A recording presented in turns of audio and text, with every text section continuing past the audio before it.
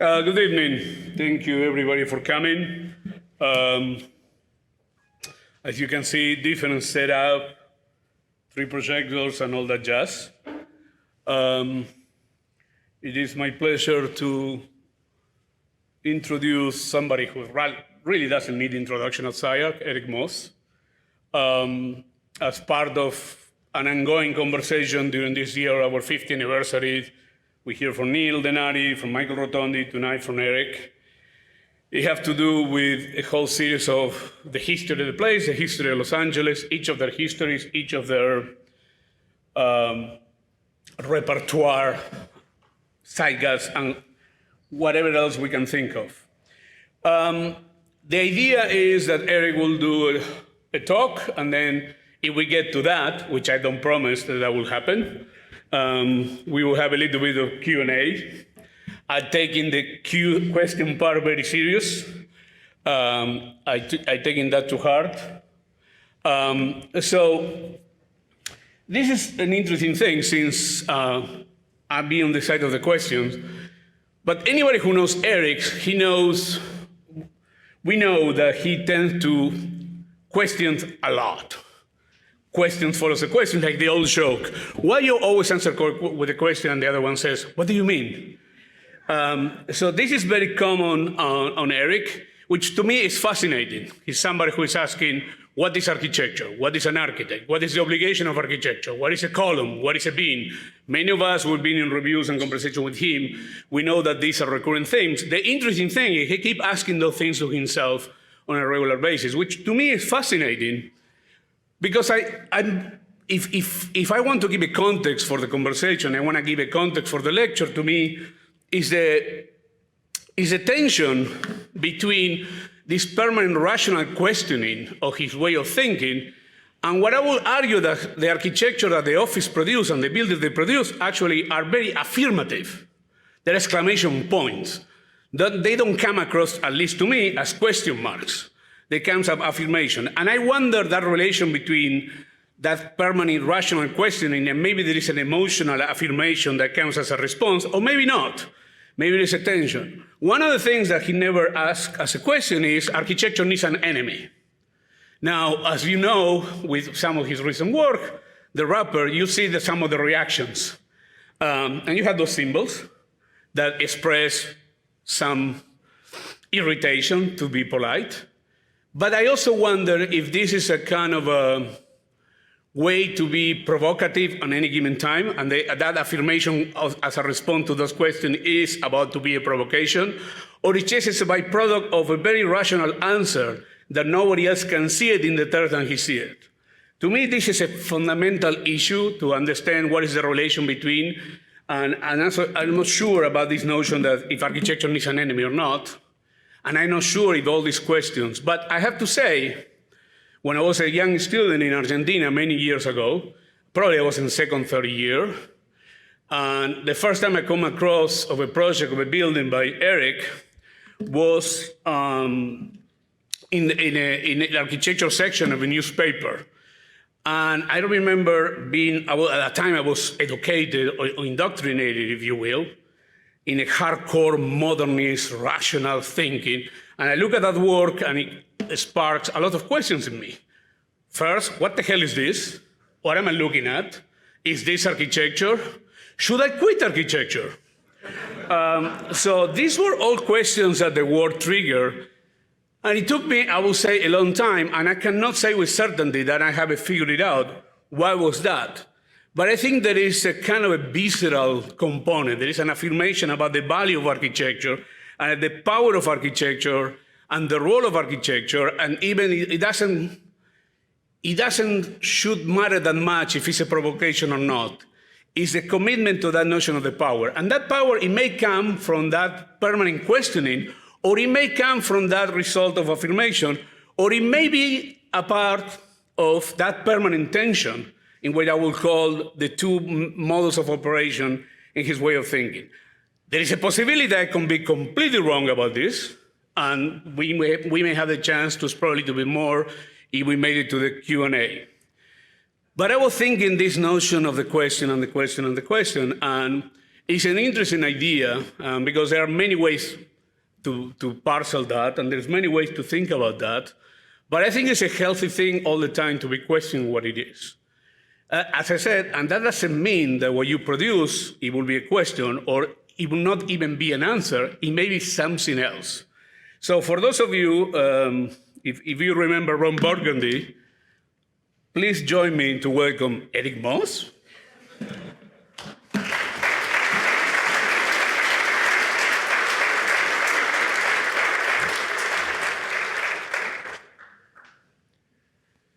Don't quit. Architecture, Hernán. Thank you very much. Light is always tough. Good evening. Nice to see all of you. I was thinking about how to introduce this. What kind of descriptive term would cover what I'd like to say to you tonight. Notwithstanding what was just said, I think I want to call it an interrogatory. You gonna play that? Hang on.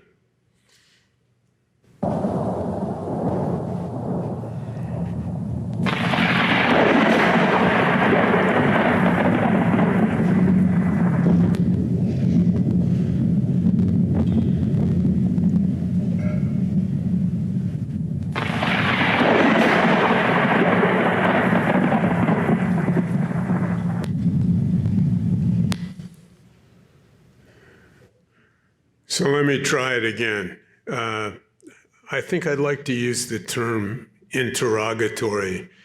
And I was thinking about that just walking down the hall, and I think for those of you who from time to time have legal dealings, I think the terminology also belongs to a legal inquiry.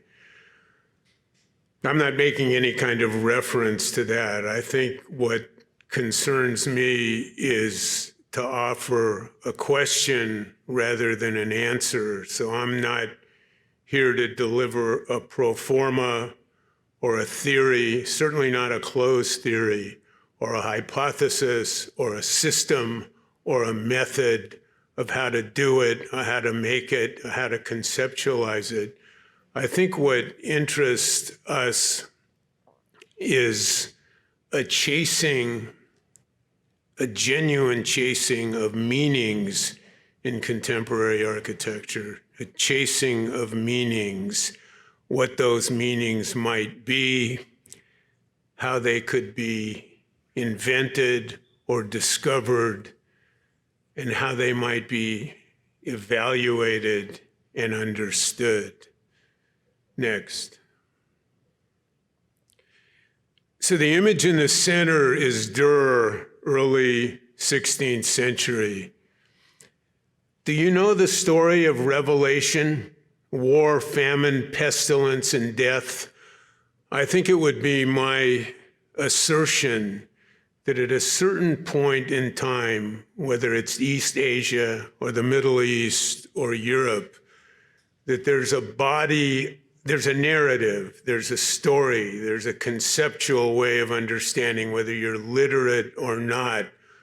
So you know Revelation, you know the story, you know the history. It's part of the literature that holds or makes the group or the society culturally cohere. War, famine, pestilence, and death. I mean, I would be curious to know, just for entertainment's sake, whether you recognize that story. And I think my point would be, you probably don't. And the further point is that we don't have a shared story, as this is in Western Europe, and may be again in some form at some point. So it seems to me the obligation of the contemporary architect, not architecture as a whole, but of the contemporary architect, the obligation, because there really isn't an alternative, is to invent one's own story. Faced with a world without a shared narrative, And I give you on your right Courbet, the desperate man or the madman, because this is a little bit facetious and a little bit genuine in the sense that that experience in an insular way, when you're obligated to say what matters and what don't, what doesn't, what the narrative is and what it isn't, all of that belongs to you, which may lead to desperation from time to time. So the architect potentially as desperate or as a misfit. And then finally, this is on your left, a poem that has been of use to me for a number of years. I won't read it, you can read it. But at best we improvise, instruments. We improvise instruments. That's what we do, that's how we make things. But there's no guarantee that the improvisation will be requited. Next.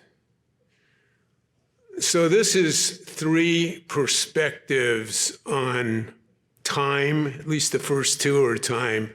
Phidias on the frieze and the hill of the Acropolis, which for me represents something. I have to preface this by saying everybody is telling you everything's changing and changing and changing and faster and faster and so on and so on. And this is the conventional storyline that you hear, so this isn't true.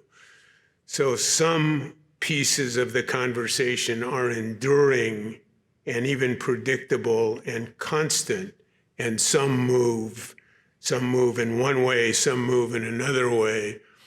The quote from Bertolt Brecht's play, which references the role of science and technology, which is, I think, unduly deified in a contemporary culture, but that science moves, and the tenets of science, which are in some ways enduring, in fact, are also ephemeral. So Phidias as enduring, science as ephemeral.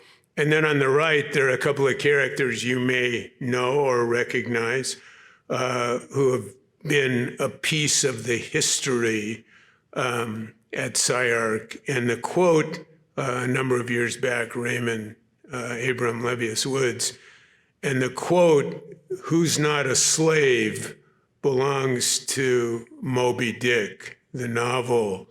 And the implication is, or is it, that all of us belong to an external authority, obligations, banks, clients, building departments, planning commissions, presidents, congresses, whatever it is.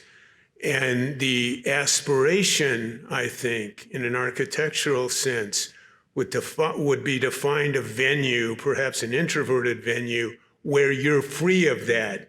Who's not a slave? Not me, not you, not Leb, not Raymond. Next. This raises 2 points. There's some Brecht stuff here because I just happen to be reading that in the last week or so. So you can make this available to yourself. I'm not going to read it. But it raises a question which is of interest to me and perhaps to you, which is that there is something we could call truth. What's the truth? But the truth isn't the left or the right or the X or the Y or the A or the B. It's the tension between possibilities. And the tension is the truth. This is my definition for you to evaluate. So the tension between possibilities. That's what we're interested in building. That's an aspiration. And the other thing, just by the way, conversationally, is architecture a world for heroes? Is it? Next. This has to do with the enduring evolution, if that's not a contradiction in terms, of the content of art.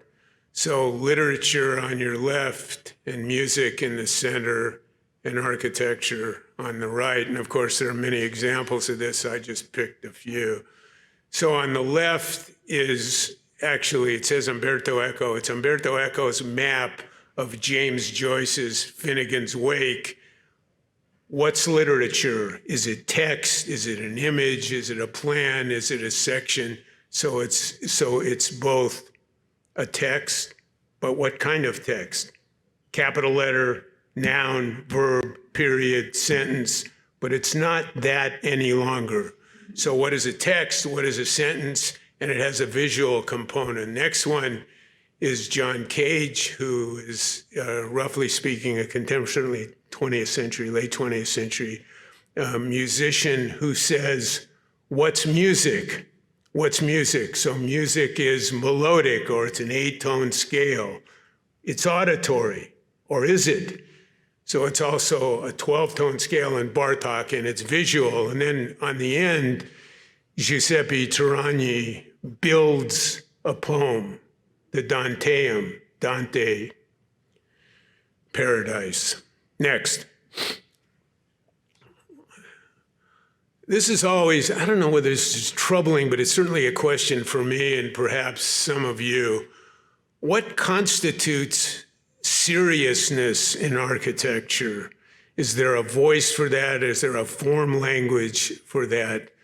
What constitutes humor in architecture? And I give you on the left Shakespeare in King Lear's Fool, who runs around saying the most aggressive, out-of-line, audacious kinds of things, simultaneously extremely profound, but the profundity is hidden in the masquerade of humor. What's humor in architecture? And just in a cartoonish sense, to say that these cartoons also could convey or could carry what is serious in the persona of architecture, the Sorcerer's Apprentice, architect, magician, Prince Valiant, architect, fights time, and Peter Pan, forever young, architecture. Next. So this is Cervantes and Don Quixote, two probably of the most well-known adventures in that 16th century novel.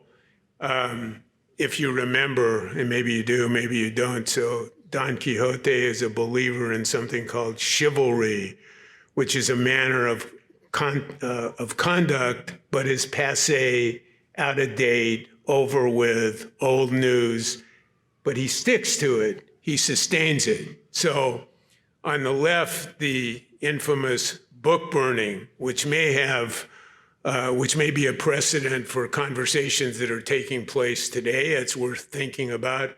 So the priest and the housekeeper and the lawyer go through Don Quixote's library. He's snoring, so he doesn't know.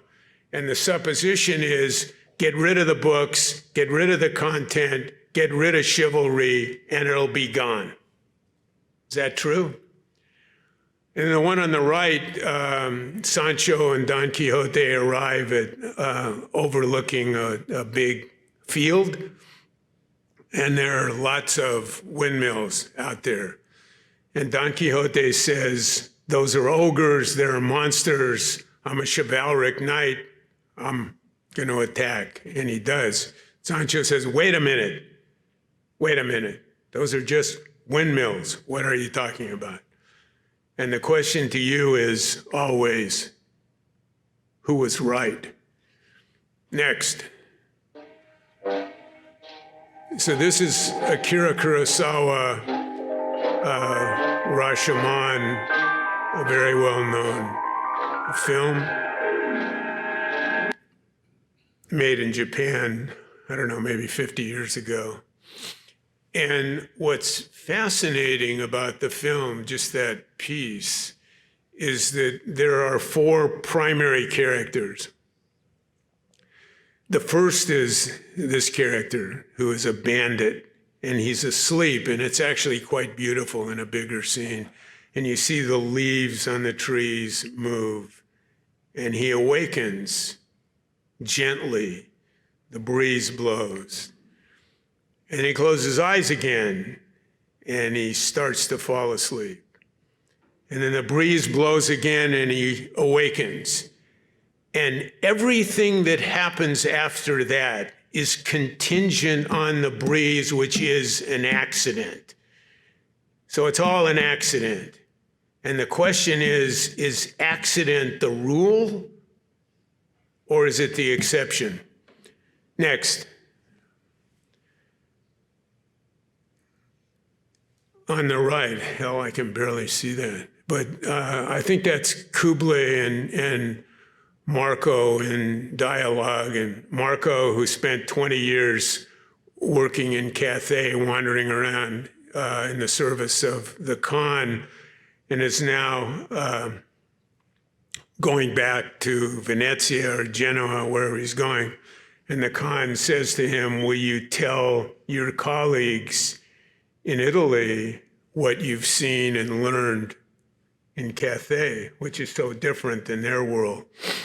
And essentially what he says is, I'll tell them, but they only know what they already know. And I think the message is here, can you, can I, can we listen for what we haven't heard? Can you listen for what you haven't heard? Or can you only listen for what you already know? And I just give you a few examples. On the left, Dreams, Kurosawa, a fascinating vignette where the filmmaker walks into a Van Gogh landscape. Second, Agon, George Balanchine, an avant-garde piece of New York City Ballet choreography. It's not moving, but were it to be in motion, the hand of the lady precariously balanced. You can't balance. You can aspire to balance. We aspire to balance. You can't balance. So it's tenuous, it's attenuated, and her hand shakes and his hand shakes. I think we're trying to build the aspiration to balance in a shaking hand. And then the last one, I better say this right. This is Victor Seaström, who's a Swedish film director. It's a silent film made in the 1920s. And the American Indian image, it's called The Wind. You should check it out. And it's called The Wind. And the wind in American Indian legend is a horse in the sky. A horse in the sky. We're trying to build a horse in the sky. Next. So Angkor Wat, Cambodia, Salisbury Plain, and the Yucatan. And what I think is important to me about the image, and there are an infinite number more, nobody knows what the hell these buildings were or were for. Intent, program, use, purpose. There are certainly theories on Salisbury Plain. Angkor Wat was Hindu, and then it was Buddhist.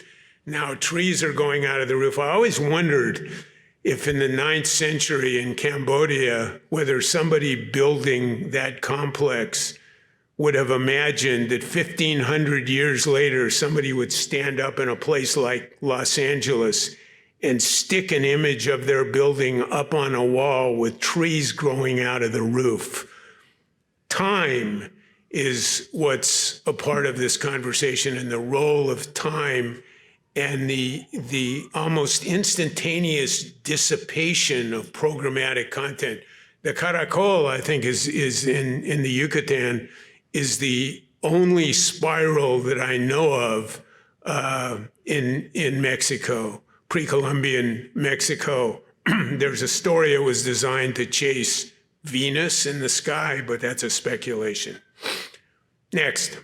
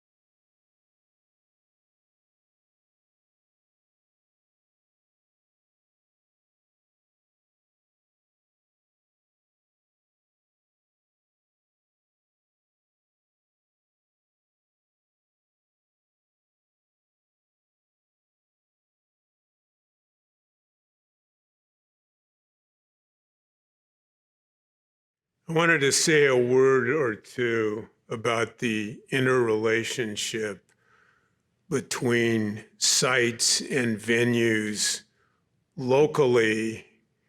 Is that your constituency? Are you concerned about the apartment building across the street, or the park around the corner, or the city at the other end of the state, or the city at the other end of the country, or cities around the world? And I think my argument would be that our conversation belongs to a local venue, to a national venue, and to an international venue. I'm not saying they're all the same conversations, but they're all essential conversations, and they run forward and backward in time. I think, next, for us, most of the building has been in the Los Angeles and Culver City area, but there's been a concomitant juxtaposition of content on the west side of Los Angeles, with opportunities offered over a number of years in a number of places around the world. And the way it works is the Culver City, LA work feeds the international conversation in juxtaposition, and then to re-juxtapose, if that's a word, it feeds back into Los Angeles backwards and forwards. Next. You may know the story. I think I referred to Revelation with war, famine, pestilence, and death. There's another one that always appealed to me, which was the story of Joshua. And according to the readings, I can't confirm the veracity of this, but according to the readings, not only did the sun stop, but the moon stopped as well. So this is a metaphor for the following: it can't happen, it won't happen, it'll never happen, it's implausible, but it might. So for us, I think, in the work that we've done in Los Angeles, this is an aspiration or a metaphor for the work in Culver City. And what follows is an update, a quick update on where that work stands at the moment. Next. This is a comment by a colleague, Jeff Kipnis, on the left, which is not Jeff Kipnis. Chagall, you may know the painting, Jacob wrestling with himself, or Jacob wrestling with God, or Jacob wrestling with the angel, or however it's interpreted, but a contest not only extroverted, but introverted. And the representation by Kipnis, I'm not prepared to validate this or verify it, but for me, the comment was of particular interest, and it's worth considering in an evaluation of what we do and why we do it. A trial between the architect staged for its own sake. So in a sense, it's introverted architect versus architect, and in another way, architect versus architecture. Next.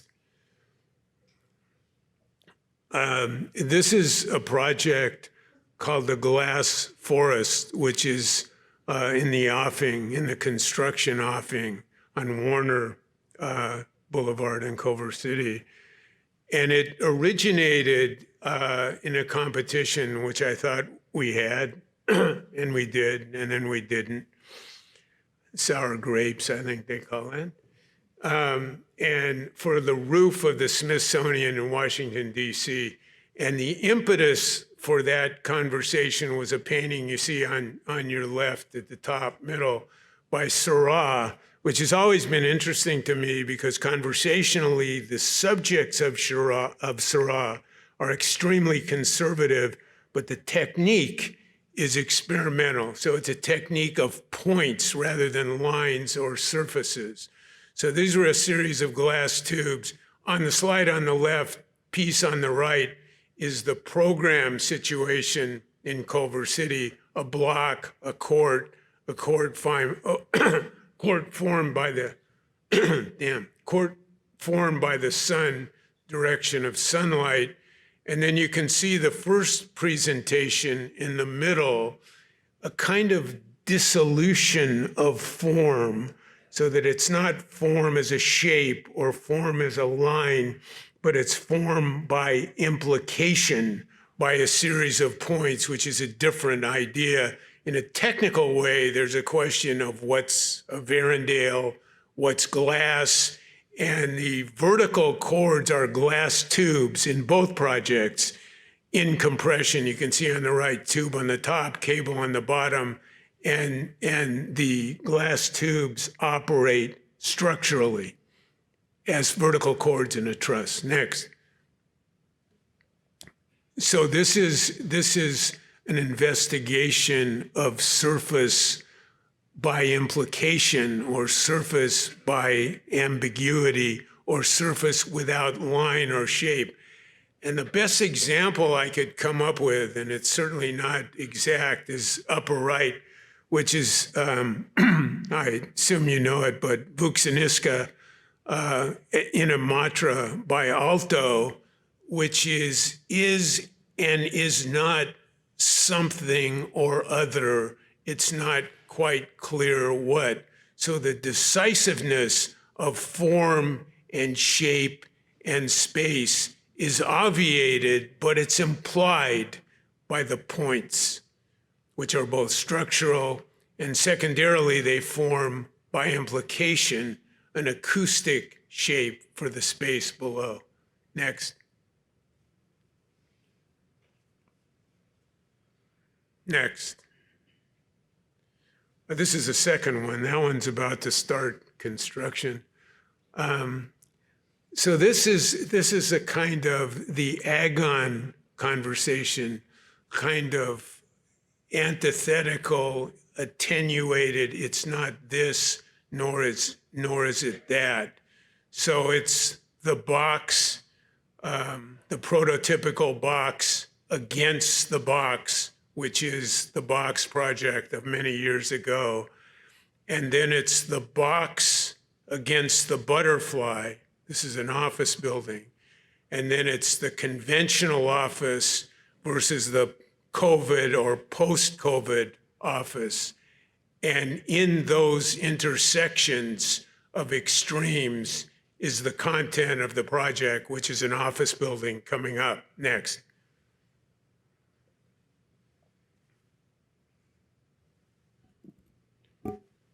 Next.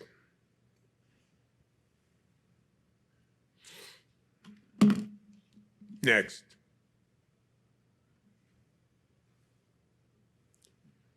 Next. And the third has an interesting and important conversation having to do with history and what's history.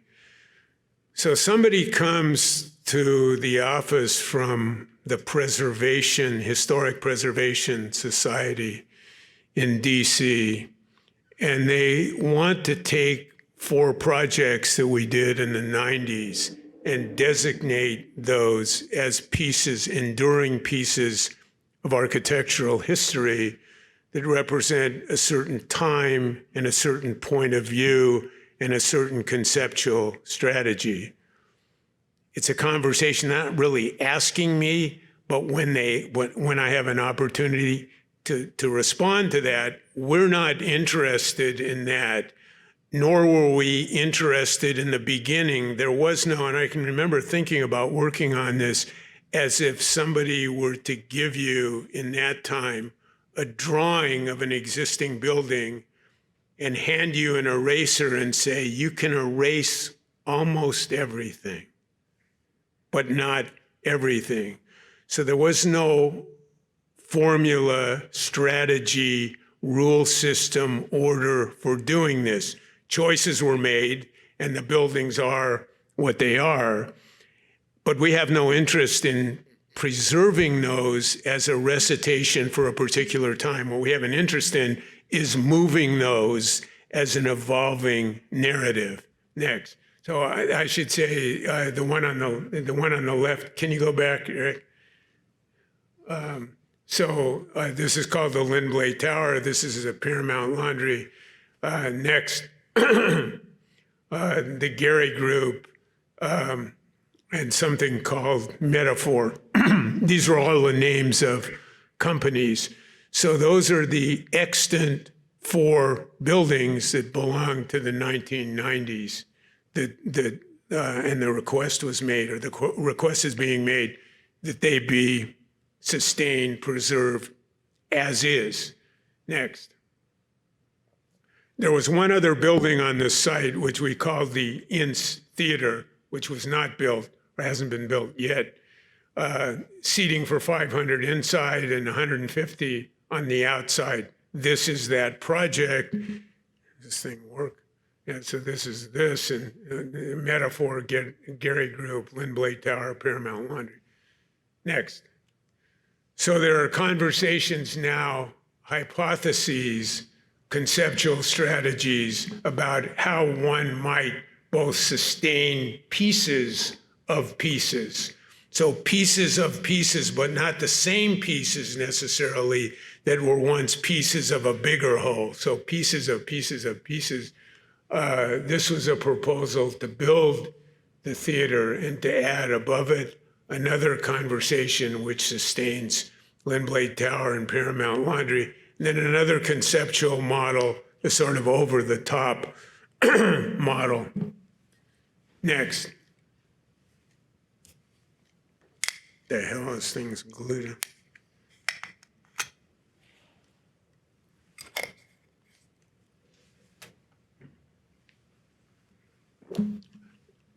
So this is the current strategy, the 4 buildings on the site, and the anticipation of a new building, very different density, very different scale.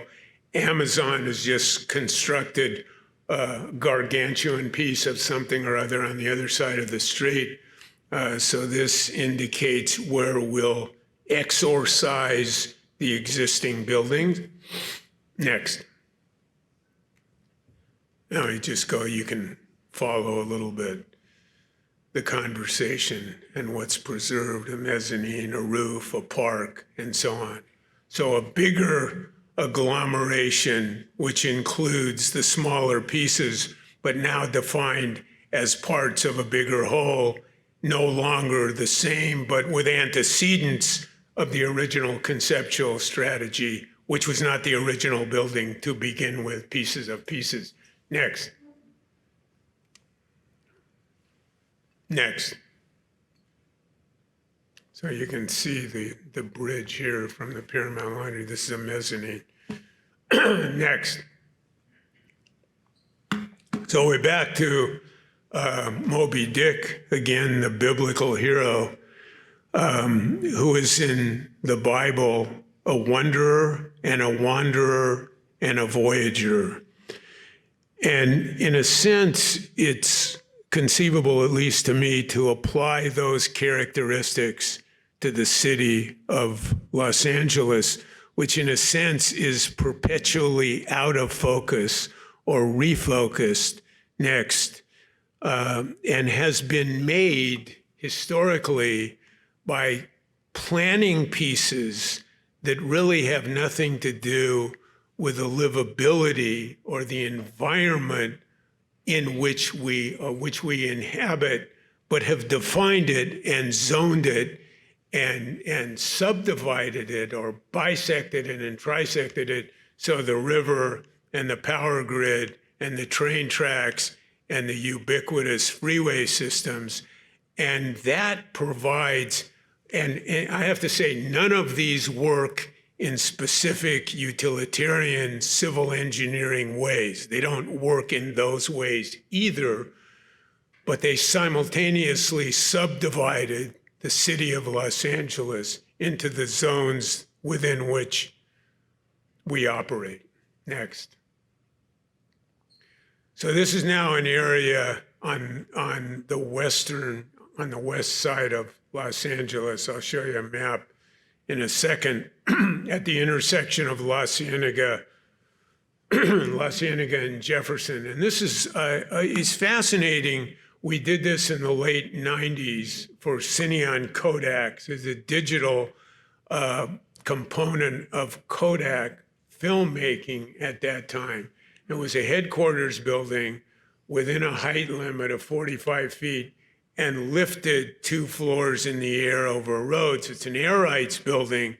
And I think what's unique about that, and you see the predilections of the development team to give away 2 stories on the ground in order to build 2 stories in the air. So this is the first building.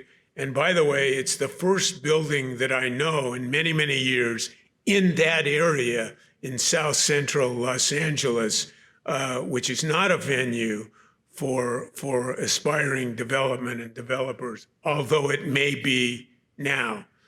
So part of the pioneering aspect of this conversation has to do not only with what's being proposed and what's being built, but where it's being built, which is completely antithetical to the a priori pro forma of development in this city.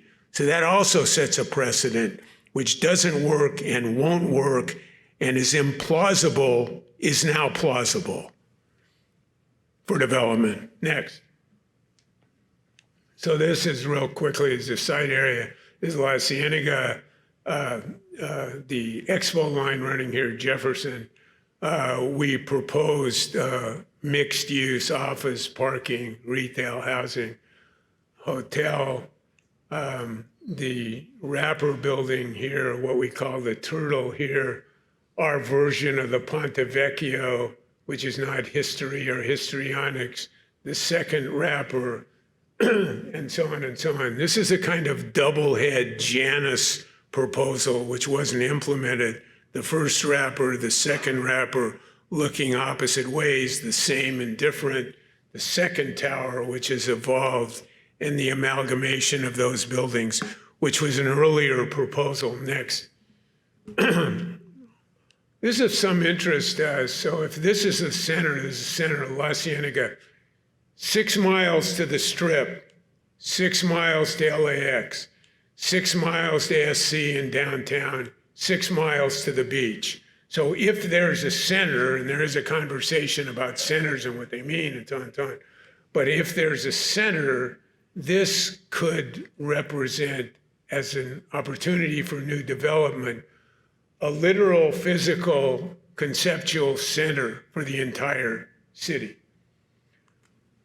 Bayona Creek, early drawing of the wrapper, and then the politics. I don't think I want to go into this except to say part of the conversation here was the out of focus, refocus, Warner Center, Century City, downtown, San Pedro, Melrose Avenue, Westwood, whatever the hell it is not likely to be that very long. LA. Next. We share this. This is an exhibit, a current exhibit in the Biennale in Beijing. And I think it was important just to mention, so this is the area, a broader area than I referenced. The area I referenced is here, La Cienega, Jefferson.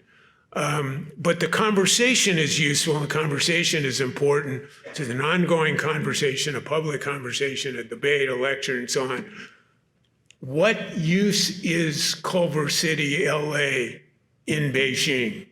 Is it a local conversation?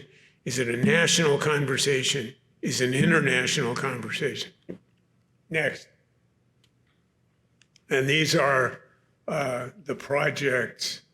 This is the wrapper, the second wrapper, the Turtle, and what we call Trajan's Tower. This is the bridge. Bridge connects Culver City, Bayona Creek, with 2 very like digital communities. Next.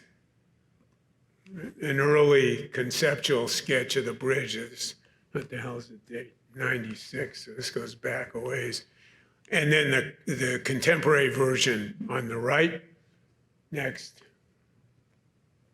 So this is the Turtle, which is approved. Planning Commission got every vote. city council got every vote, convention, conference, city, street in the sky, conference center, and so on.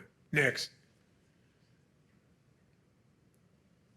So we're also now entering this conversation, which many of you recognize from Brancusi to Tatlin to Kahn to Shukov, the Shukov Tower in Moscow. But it sits on a different conversation, and perhaps you know, across the street from Hagia Sophia, the Roman cistern, a couple levels below grade. And I wanted to say a word about how architecture moves and how it changes. And it's not necessarily congenial or patient or evolutionary or any of that. So I told this story in Vienna recently, and they said I made it up. And I did, it's true. But it's plausible, so you can tell me what you think. So in the cistern, so this is the Medusa. You know what happens when you look at the Medusas, or you look at the Medusa, you turn to stone, right? So you know that story. So what the Romans did was they took down a nearby Greek temple. The capitals in the temple were the Medusa. There are at least two. They brought it to the cistern. When they constructed the cistern, they turned one sideways, they turned one upside down, and they stuck the Medusa in the water. So for me, this is, you're done, it's our time now. Or we're the engineers, you were the poets. Or we're the old, we're the new, and you're the old. Rome versus Greece, which I think is a perpetual conversation. It seems to me that the cistern is an aggressive attack by the Romans on the Greek conception of building. The other one is on the hillside overlooking the Colosseum, except there was no Colosseum at the time. So Nero builds his house, some of you know, the Domus Aurea, which is supposed to be a precedent for the Kimball and so on and so on.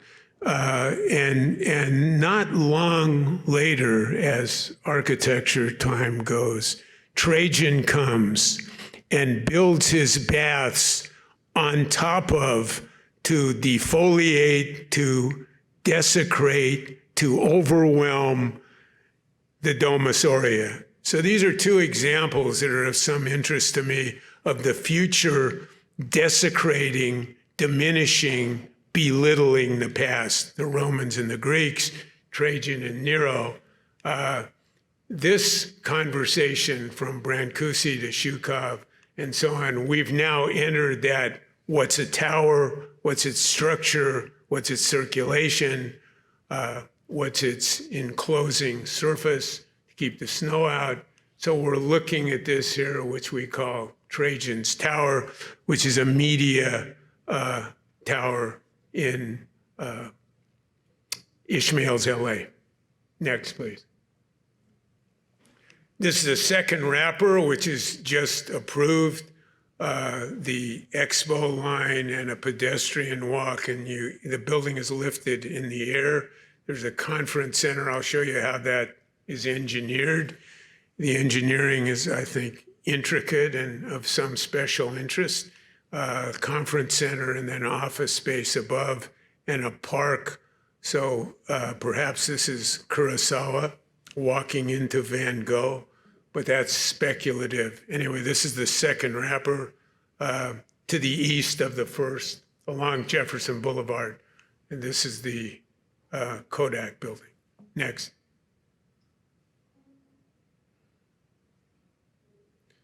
So this is a sequence, and Eric McNevin will just run through that. Points of support, the long spans, the trusses, and so the rings, the trusses, the rings, the floors, the conference floors, the columns which sit on the rings, which are supported by the trusses, and so on. You can see it in here. You can go ahead and just run through it.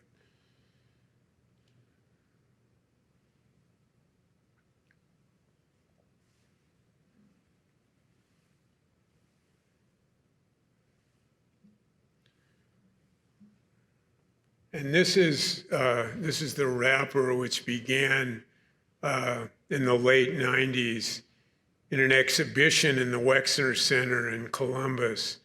And the Wexner Center, perhaps you know, is a study of, it's a study of grids or aberrations on grids, Hippodamian grids.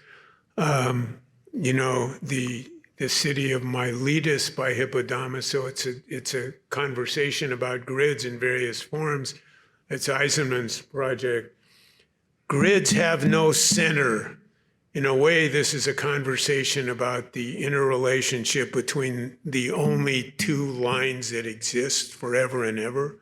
One is straight and one is a curve, and something in between as a tension between possibilities is always in prospect.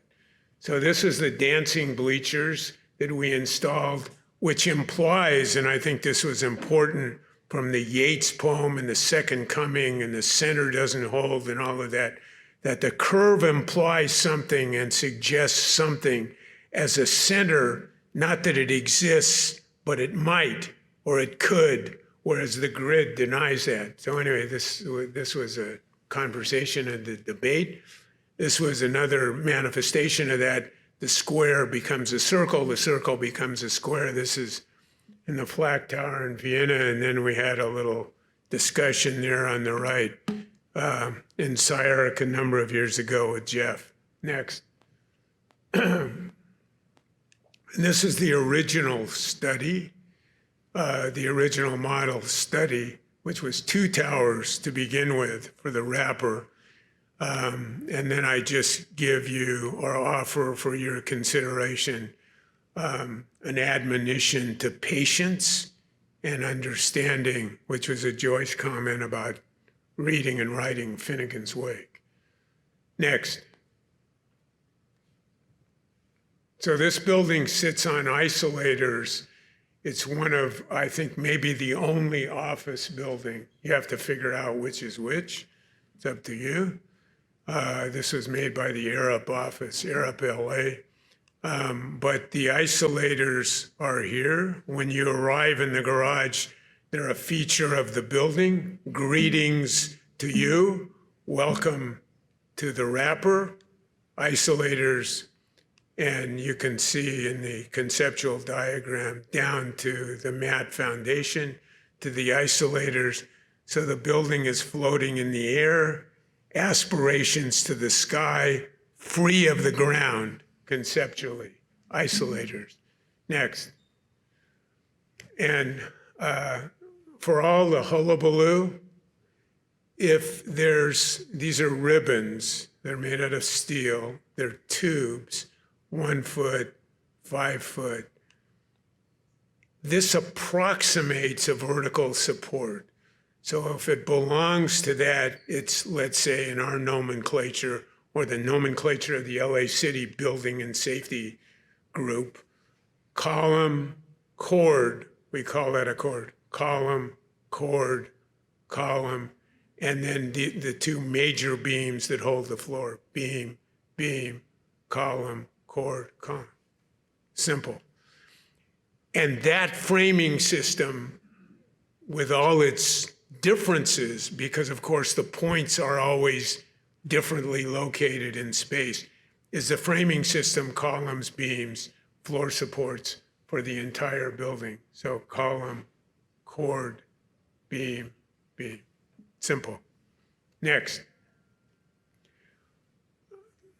Different venues. This is the point of entry, actually off National and Jefferson, and these hyperbolic walls, ribbons, cords as you enter the building. And then the connection, the pedestrian connection, leads you up to the lobby and down to the expo line. So the circulation of the building is built into the train service.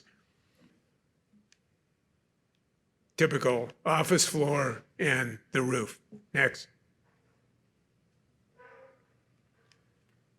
This is of interest to me, the one in the middle in particular, because this is designed in 98, designed in 96, built in 98, built in 2023. So the conceptualization of both are relatively close, proximate in time, but the construction, James Joyce, takes 17 years to read it. Next. Next.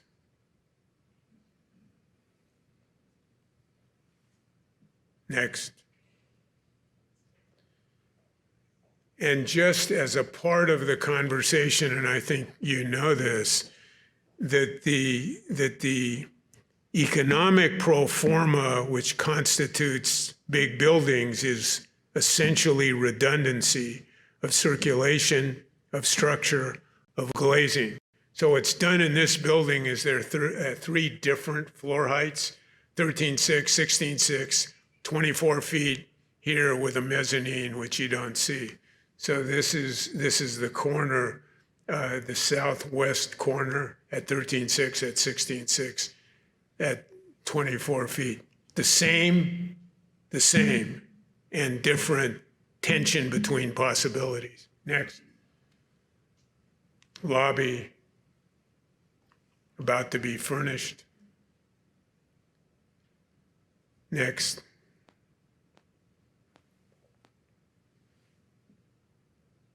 Next.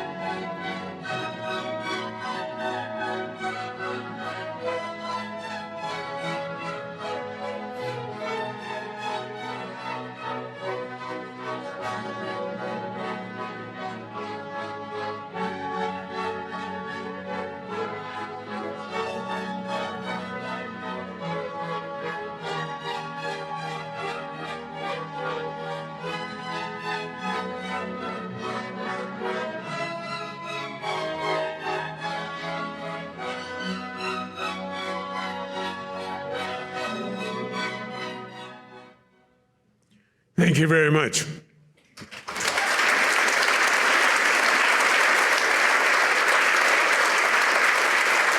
But I want to go back to some of the things I posed in the introduction, which is, at some moment I lost track. I was trying to count how many questions you did put in the lecture. I lost track at one point, but I'm absolutely fascinated by that idea between the logic, how you think about it, and the team that you work with, which I think is, as I said, is nurture. And there are a lot of questions. And also I realized too that you're a little bit of a hipster because you have very obscure references of things. Because again, your work for me is very contemporary, but it's rooted in very kind of deep things, but that's not the question. The question is, I'm really intrigued by that notion, as I said, that it seems that the methodology and the way to think about the work is incredibly complex and a collection of many questions. But then, when it manifests in a very strong affirmative way. And I'm interested in that tension. Maybe you don't see it like that, but I see it like that, and it fascinates me. How is that possible? Let me say a couple of things. First of all, I neglected to mention, and I need to mention, and it's important that all of you know this, and I think you do and understand it. I'm not sitting here doing all of these things. Dolan Daggett, Eric McNevin, and many other people over a long period of time are doing and contributing very substantial pieces. It is important to understand that, especially for students conceptually. Otherwise, we can't do any of this. So thank you to them and to everybody who I neglected to mention. I think one of the theoretical principles of the work, and it is a question of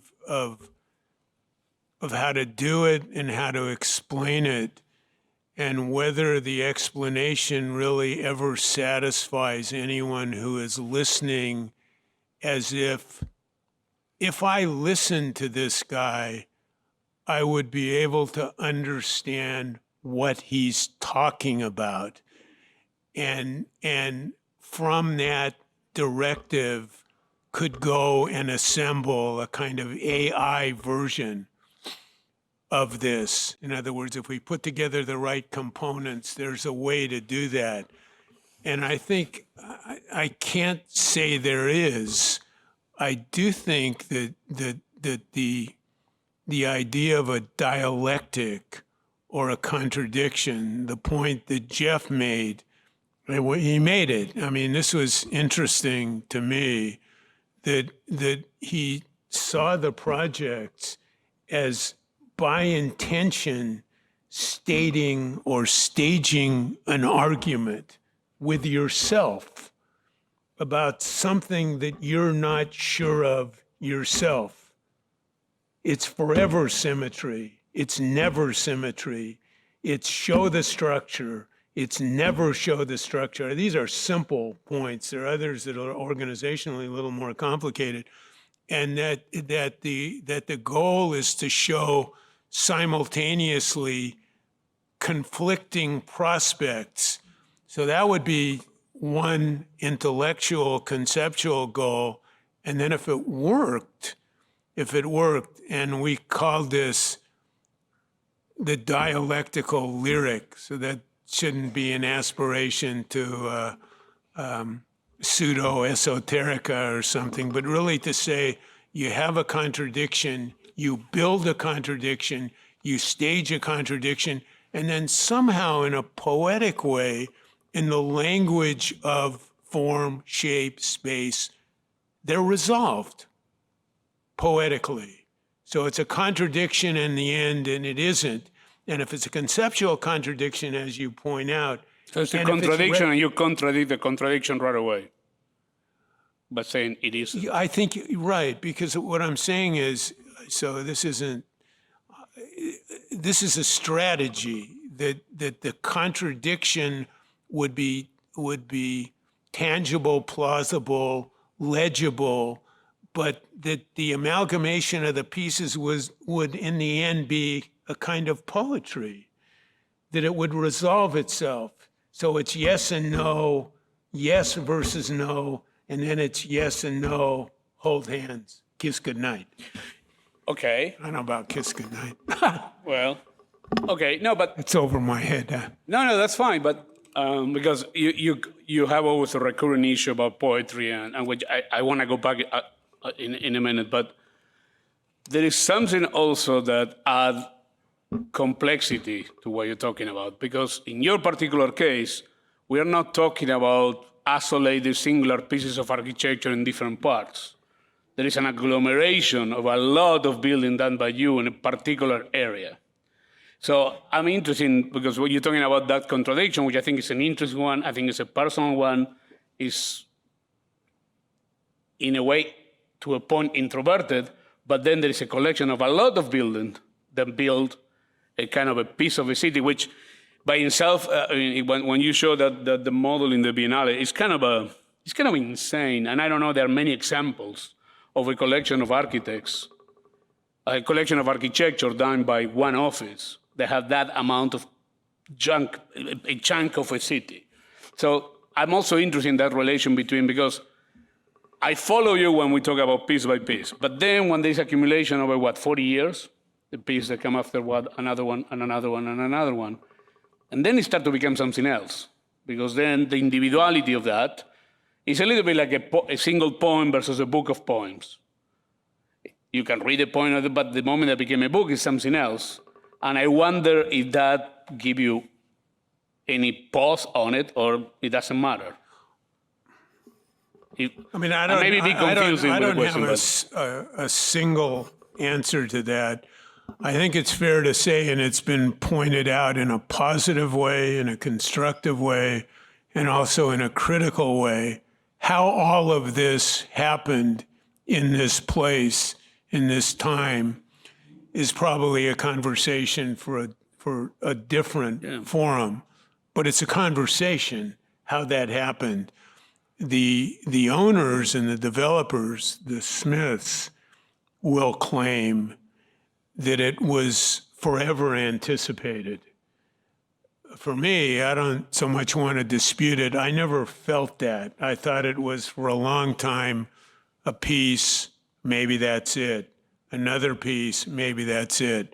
And then at a certain moment, it started to have, I hate to use the word, it's sort of pathetic word, but the synergy, the interrelationship of pieces that started to have a different connotation as opposed to, this is Fudagawa or Domus or somebody looking at individual buildings as opposed to the interrelationship of buildings in an industrial area, which is a post-industrial area.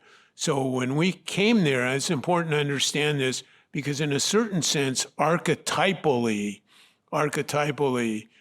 there are these venues all over America, certainly all over Europe, and maybe in East Asia too, and if they're not, they're coming. So there's a very different conversation about how one re-inhabits a venue which belonged to industry, trains, manufacturing for many years, and is converted not by bulldozing itself, but by making adjustments, keeping, saving, tearing down, the same scale, a lesser scale, a bigger scale, and over time, it also becomes very different kinds of things because the exigencies of the economics or the culture or the sociology changes.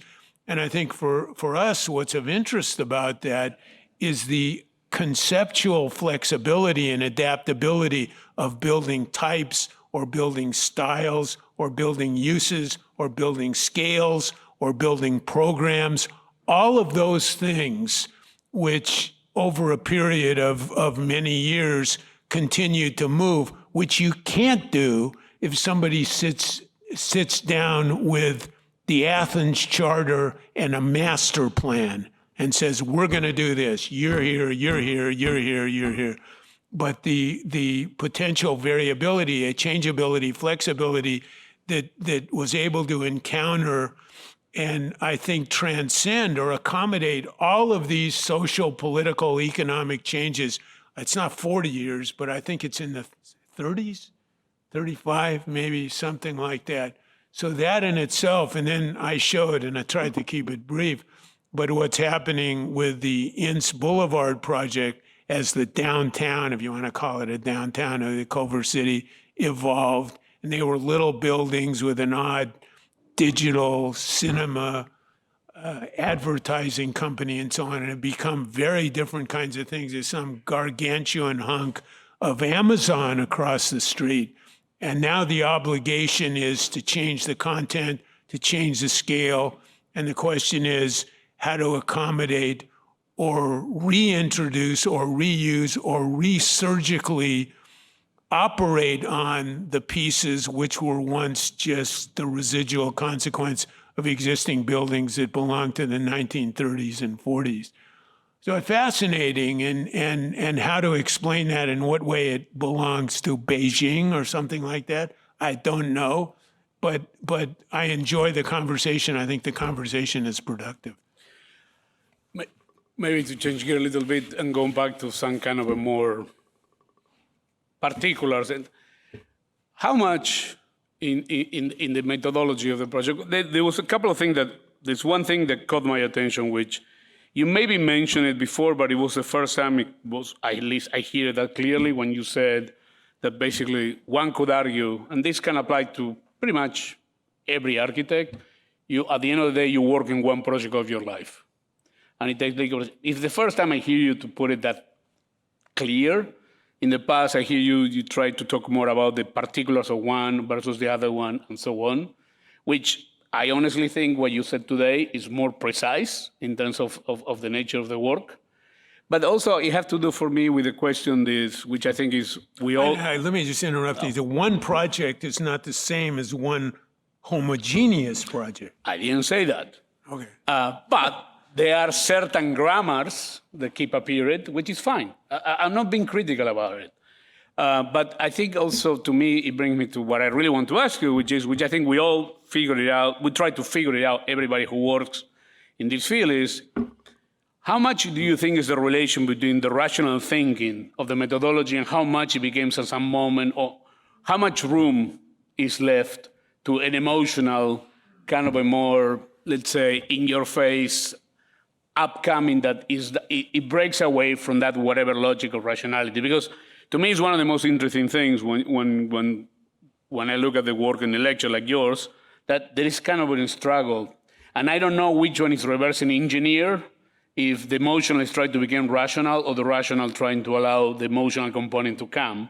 And it's never that clear, and that may be a virtue, but I want to give you the chance to put it on the table. I don't know if I want the chance.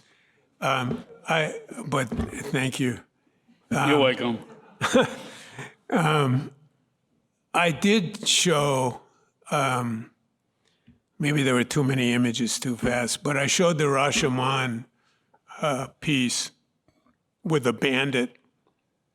It's beautiful. It's quite striking. Just the shot of the sky, which we cut out, and the light and the leaves and the wind and all of that, because we all know sky and light and leaves and wind and all of that. And it wakes the guy up, and then it doesn't, and then it does. And the reason I mention it is, what's accident? And this is a philosophical premise, like when you meet the world, when you open your eyes in the morning, what do you see? And how do you understand it? Again, is it a system? Is it a method? Is it amenable to analysis and system and logic and all of that? Because there's another way to look at it, that our imposition of system and method and logic belongs to us, not to that. So if you think us is that, then it's logical and accident is an exception. And I don't want to be either too presumptuous or too aggressive and say, we're an accident. So this is a longer and a more complicated conversation, but the role of accident, or the intervention of what's anticipated or predictable as a consequence of, pilaster, no pilaster, or pilaster falls down, or pilaster missing, concrete, steel, or whatever it is. So in other words, the rule or the redundancy or the repetition of an order might suggest the omnipotence of that amenable to a system and a method and an analysis. And I think I'm suspicious of that personally. I think things that have happened in my life, maybe things that have happened in your life, and maybe it's possible to look at some of these things and just to think, I haven't covered all the possibilities. What have I missed? What don't I understand? What did I leave out? As opposed to what is so consistently the product of, including exceptional architectural work in former times, in contemporary times, of a kind of rule like, I don't know, I kind of know, I think I know, that's it, over and over and over and over and over. And what interests me is the possibility that that's not the way it is, which means you have to consider what you missed, take it apart, what was once a rule and you advocated it to the city council and the planning commission and all of that, and then you go home and you think, wait a minute, there's a different argument. And it never ends for anybody who thinks this conversation about the context, the conversation in the context of architectural content is ending and is over. No, it isn't. It can't possibly be, because there's always another way to think and understand and see. And I think in that context, that belongs to you, if you want it.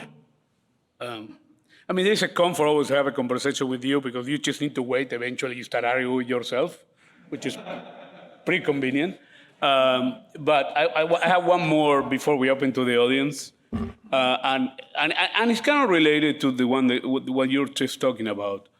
I'm always curious with people who work in a way of thinking that it doesn't convey or conform what is considered mainstream and so on.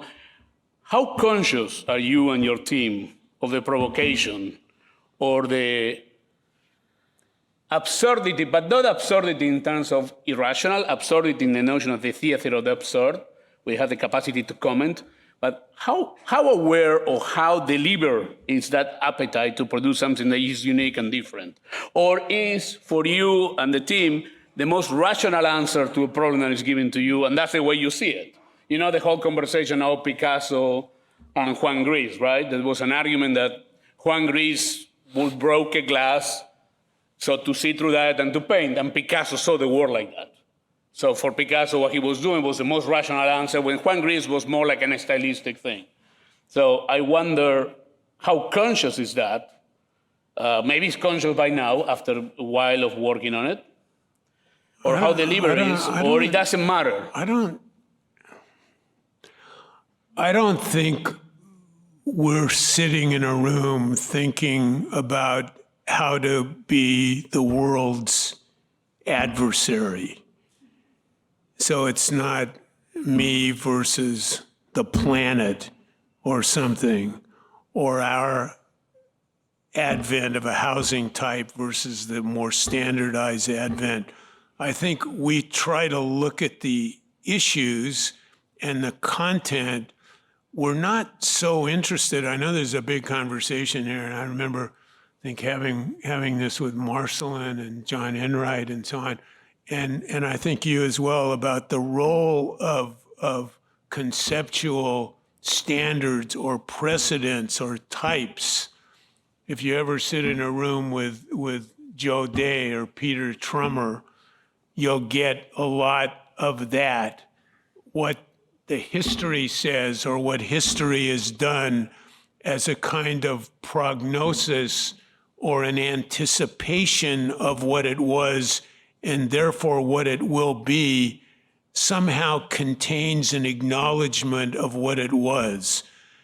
I think we're aware of that. I think we're aware of traditions of history in architecture, but I think we're very aware of I think this is right, and things like this stick in my head. Like, I think Moby Dick was published 70 years after Melville died. I think James Joyce, even with the Dubliners, the short stories, went to 25 publishers, nobody would talk to him. And my dad had some of those. We had to publish his stuff. He couldn't publish it with Janus in London. And so I'm perfectly comfortably uncomfortable with representing content as we understand it without respect to an a priori standard or tradition or convention. But it's not stand on your hands when you can stand on your feet, unless the plausibility exists that maybe somebody missed the handstand. And I think I tried to give some examples. The horse in the sky, which is striking and beautiful, in the film The Wind, the Swedish film, or the shaking hand. I got this from my daughter Addison, who's was in New York City Ballet, and the Balanchine thing where they're trying to be stable, and stability is an aspiration. It's not plausible. Watch it. So if somebody says it's plausible, they're leaving out something of the conversation. So we're adding that because Balanchine did it. He showed it. And the horse in the sky, which is also fascinating. So as far as I know, I haven't seen any horses in the sky yet. But the metaphor is striking. It's astonishing. It's plausible as a conceptual model. So those kinds of thoughts are within the thousands of year pedigree of the work we do and the considerations that are part of that. And I'm honored to be part of that conversation without any reservation. Maybe we should open to some questions. Mine is a simpler one, since still we have a lot of students in the audience, and I think to me, when you were talking about patience, the 17 years to write the book, the 70 years to read it, and there is echo of some of the early work that is present, but it's a kind of a simple but not easy question was whatever architecture was for you 40, 50 years ago, is it still the same today? Or how much it changed over the trajectory of it?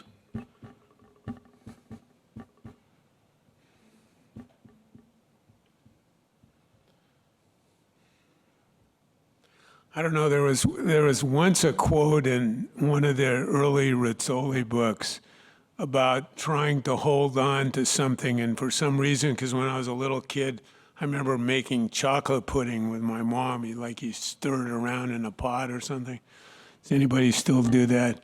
And it struck me that trying to grab it, you couldn't, and it always squished through your fingers.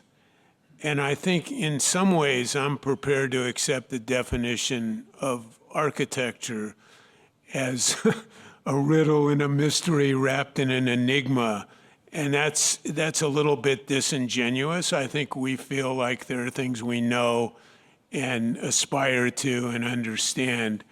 But to say it's this inevitably means it's this and not that. And I think we're always open to, so this is the chocolate pudding definition and the what did we leave out definition. And I think I'll leave it at that. Thank you. Thank you.